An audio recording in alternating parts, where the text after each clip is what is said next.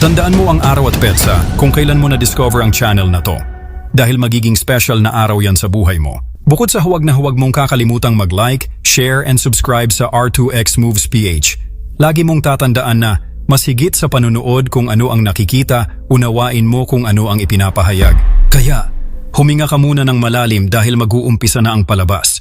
Suck my fucking dick! Sa akin pagbabalik, aabutan ng lintik, makatutang parang putang babalutan ng tinik. Nagsisimula ang pelikula sa isang marahas na pagnanakaw ng armored truck sa Los Angeles na ipinakita mula sa pananaw ng isang security camera sa loob ng truck. Isang grupo ng mga magnanakaw na nakabalat kayo bilang mga manggagawa sa konstruksyon ang sumalakay sa isang truck ng Fortico Security na pumatay sa 2 gwardya at isang sibilyan. Pagkalipas ng 5 buwan mula sa pagnanakaw, sumali si Patrick Hill o H sa Fortico Security, isang kumpanyang nagdadala ng milyon-milyong dolyar na pera sa Los Angeles. Si H ay isang tahimik at reserbado na tao na halos hindi pumasa sa mga pagsusulit sa pagmamaneho at pamamaril ng kumpanya na nagmumukhang ordinaryo. Siya ay sinanay ni Hayden Bullet Blair. Mahimbing ang dragon na tulog,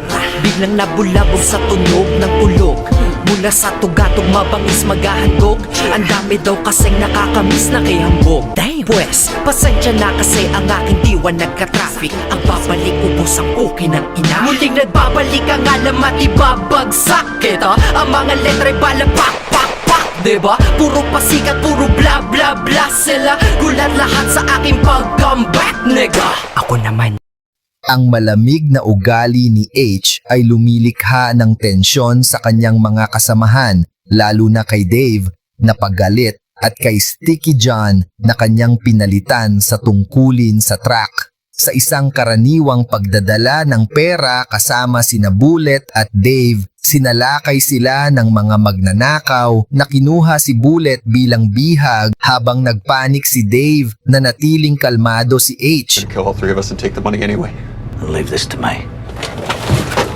Nang utusan siyang ihagis ang mga bag ng pera sa sasakyan ng mga magnanakaw, sadyang ibinagsak ni H ang isa na nag-udyok sa isang magnanakaw na lumabas.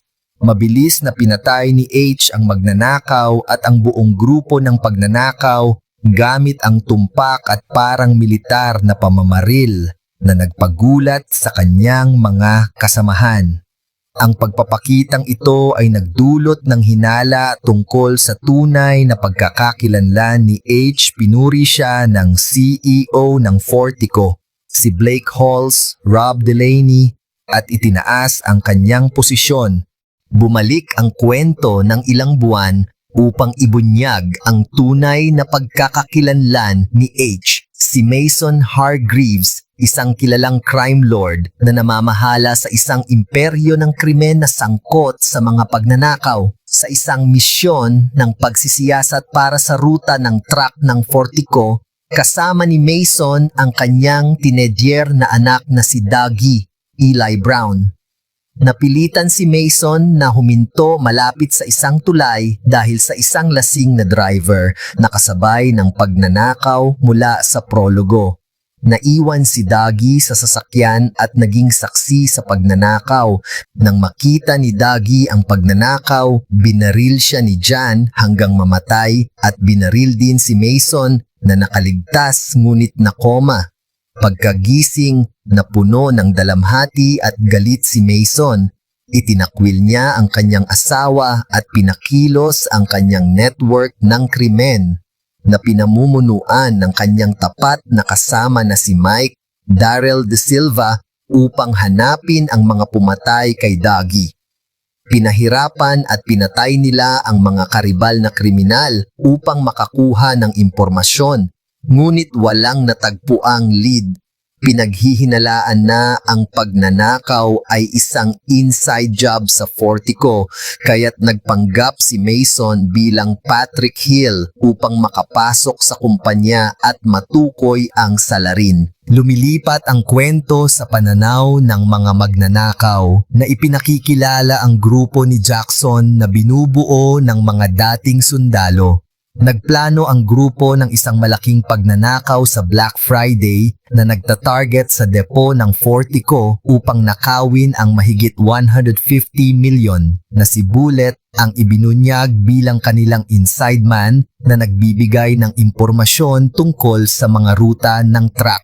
Ang huling kabanata ay nakatuon sa pagnanakaw sa Black Friday. Sa tulong ni Bullet, sinalakay ng grupo ni Jackson ang depo ng Fortico sa isang malupit at maayos na pag-atake. Gayunpaman, ipinagkanulo ni Jan sina Jackson at Bullet na pinatay sila upang kunin ang buong $70 million o humigit 3 billion sa Philippine peso, humigit kumulang 9 to 10 bag ng pera. Natukoy ni H si Jan bilang pumatay kay Dougie sa panahon ng pagnanakaw at sinundan siya. Sa isang nakakakilabot na pagtatapos, kinorner ni H si Jan sa kanyang apartment. Pinilit niya si Jan na basahin ang ulat ng autopsy ni Dougie na nagdedetalye ng mga nakamamatay na putok sa kanyang atay, baga, pali at puso. Pagkatapos, binaril ni H si Jan sa parehong mga organo na nagsagawa ng makatuwirang paghihiganti. Iniwan ni H ang pera na nagpapakita na ang kanyang motibo ay purong paghihiganti, hindi kasakiman.